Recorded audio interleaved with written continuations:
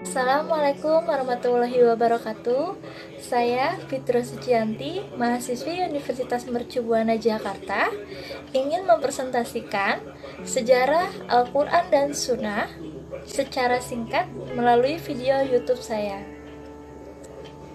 Video ini untuk menyelesaikan tugas besar 1 Pendidikan Agama Islam dengan dosen pengampu Ibu Rahmadiana, MPS. Sejarah Al-Quran dan Sunnah. Al-Quran dan Sunnah adalah pedoman hidup manusia, yang mana manusia berpegang teguh pada keduanya, supaya selamat dunia dan akhirat. Al-Quran sebagai pembina manusia, guna mampu menjalankan fungsinya sebagai hamba Allah dan khalifah di muka bumi ini. Manusia yang dibina adalah makhluk yang memiliki unsur-unsur jasmani dan akal juga jiwa. Pembinaan akal menghasilkan ilmu, pembinaan jiwa menghasilkan kesucian dan etika. Sedangkan pembinaan jasmani menghasilkan keterampilan. Dengan pembinaan tersebut akan tercipta makhluk yang seimbang dalam hal dunia maupun akhirat, ilmu, dan iman. Al-Quran adalah kitab suci agama Islam. Umat Islam percaya bahwa Al-Quran merupakan puncak dan penutup wahyu Allah yang diperuntukkan bagi manusia, dan bagian dari rukun iman yang disampaikan kepada Nabi Muhammad SAW melalui perantara malaikat Jibril, dan sebagai wahyu pertama yang diterima Rasulullah SAW, sebagaimana terdapat dalam surat Al-Alaq ayat 1 sampai dengan 5. Al-Quran merupakan salah satu kitab yang mempunyai sejarah panjang yang dimiliki oleh umat Islam dan sampai sekarang masih terjaga keasliannya. Al-Quran dalam pengumpulannya mempunyai 2 tahap, yaitu tahap pertama, pengumpulan Al-Quran dalam arti menghafal Al-Quran pada masa Nabi, dan tahap kedua dalam arti penulisan Al-Quran. Hal ini dinamakan penghafalan dan pembukuan Al-Quran. Dalam Quran surah Al-Qiyamah ayat 16 sampai dengan 18, janganlah kamu gerakkan lidahmu untuk membaca Al-Quran karena hendak cepat-cepat menguasainya. Sesungguhnya atas tanggungan kamilah mengumpulkannya di dadamu dan membuatmu pandai membacanya. Apabila kami telah selesai membacakannya, maka ikutilah bacaannya itu. Masya Allah.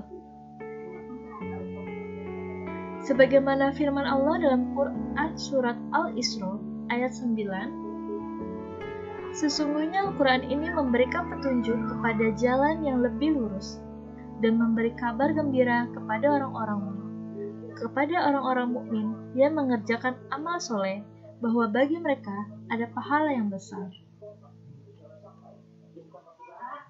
Al-Quran diturunkan Allah kepada manusia untuk dibaca dan diamalkan.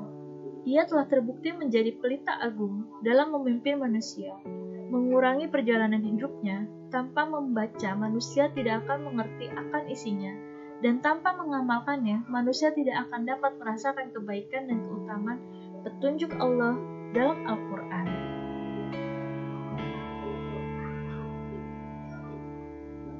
Karakteristik Al-Quran. Lafaz dan maknanya datang dari Allah dan disampaikan kepada Nabi Muhammad SAW melalui malaikat Jibril dengan jalan wahyunya. Al-Quran berbeda dengan hadis, baik hadis qudsi maupun hadis nabawi, karena keduanya merupakan ungkapan kalimat dari Nabi dan merupakan perkataan Nabi yang diungkapkan dari makna yang diilhamkan Allah atau yang diwahyukan Allah kepadanya. Jadi dari segi ini tak berbeda antara hadis qudsi dan nabawi. Perbedaannya terletak pada bahwa hadis qudsi dan nabawi menjelaskannya bahwa itu dari Allah, sedangkan hadis nabawi ialah keluar dari lidah Nabi tanpa menghubungkannya dengan Allah. Yang kedua, bahwa Al-Quran diturunkan dengan lafaz dan gaya bahasa Arab. Seperti firman Quran surat Az-Zukhruf ayat 43. Sesungguhnya kami menjalankan Al-Quran dalam bahasa Arab supaya kamu memahaminya. Masya Allah. Poin ketiga, bahwa Al-Quran disampaikan diterima dengan jalur tawatur yang menimbulkan keyakinan dan kepastian tentang kebenarannya. Adapun dihafal dalam hati, dibukukan dalam mushaf, dan disebarkan ke seluruh negeri Islam bertubi-tubi, tanpa berbeda dan diragukan di dalamnya, baik ayat maupun susunannya. Quran Surat Al-Hijr ayat 9. Sesungguhnya kamilah yang menurunkan Al-Quran dan sesungguhnya kami benar-benar memeliharanya.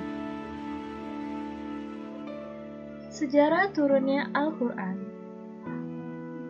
Al-Quran adalah kitab suci yang memuat firman-firman wahyu Allah, sama benar dengan yang disampaikan malaikat Jibril kepada Muhammad sebagai Rasulullah.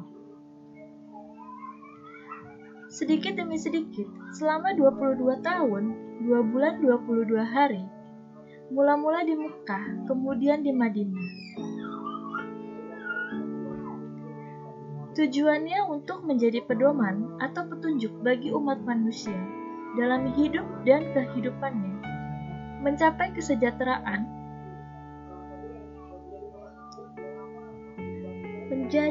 mencapai kesejahteraan di dunia ini dan kebahagiaan di akhirat kelak. Dalam surat Al-Isra ayat 106, Allah berfirman, "Dan Al-Quran itu telah kami turunkan dengan berangsur-angsur, agar kamu membacakannya perlahan-lahan kepada manusia dan kami menurunkannya bagian demi bagian." Hikmah Al-Quran adalah sebagai sumber yang menyesuaikan dengan peristiwa yang terjadi di kehidupan Rasulullah dan para sahabat, sehingga para sahabat lebih mudah untuk memahaminya.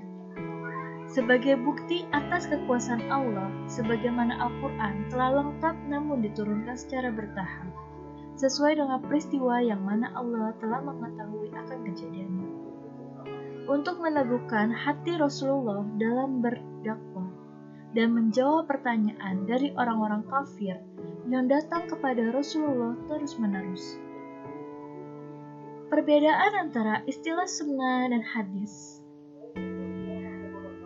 Hadis oleh kebanyakan ulama diartikan sebagai segala sesuatu yang disandarkan kepada Nabi Shallallahu Alaihi Wasallam, baik berupa perkataan, perbuatan, ketetapan maupun tingkah laku Nabi Muhammad Shallallahu Alaihi Wasallam.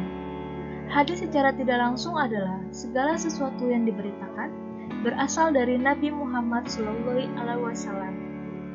Adapun sunnah adalah segala yang dinukil dari Nabi Muhammad Shallallahu Alaihi Wasallam, baik berupa perkataan, perbuatan, ketetapan, sifat dan tingkah laku Nabi yang mempunyai nilai ibadah dan hukum sunnah.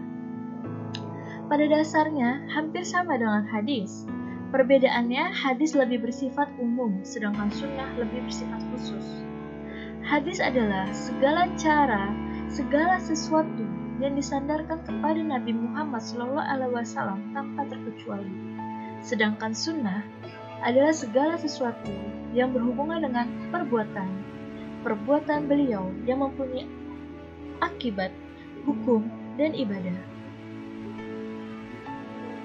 Dari segi pertalian sanad, membagi hadis kepada 4 tingkatan, yaitu yang pertama hadis mutawatir.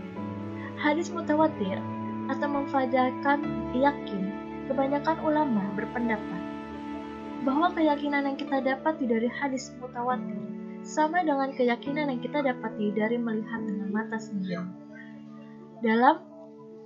Pada itu, golongan ulama berkata, ilmu, keyakinan yang diperoleh dari kabar mutawatir hanyalah sekedar menerapkan pikiran saja, bukan memberikan keyakinan yang sempurna. Dipandang menetapkan pikiran saja adalah karena ada kemungkinan waham atau syadz. Cuma, kemungkinan itu tidak mempunyai dasar yang dapat dipegangi, akal saja memandang kemungkinan itu. Akan tetapi, pentahkikan secara logika menetapkan bahwa sesuatu yang telah disepakati manusia terhadapnya dianggap sah adanya. Manusia dijadikan bercorak dan beraneka rupa kemauannya. Maka, jika mereka bersepakat menetapkan sesuatu kabar, tentulah demikian itu memang ada didengarnya. Yang kedua, hadis masyhur atau hadis-hadis mustafid.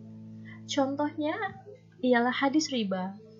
Dia telah mentaksihkan penjualan dan mengharamkan riba. Contoh hadis masyhur yang menambahkan hukum yang tak nyata dalam Al-Quran ialah hadis rajm.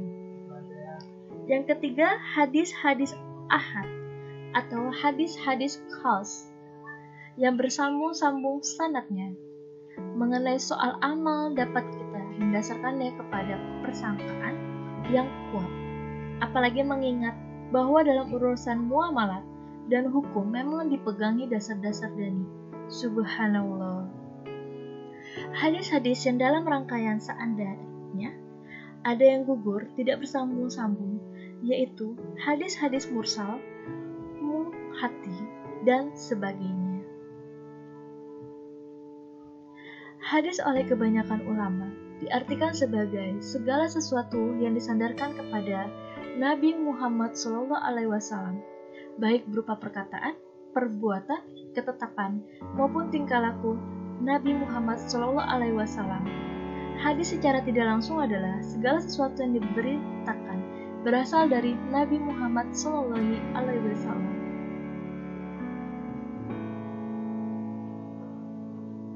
Demikian penjelasan secara singkat mengenai sejarah Al-Quran, Sunnah, dan Hadis. Semoga bermanfaat. Mohon maaf apabila ada kesalahan-kesalahan dalam hal penyampaiannya. Terima kasih. Wassalamualaikum.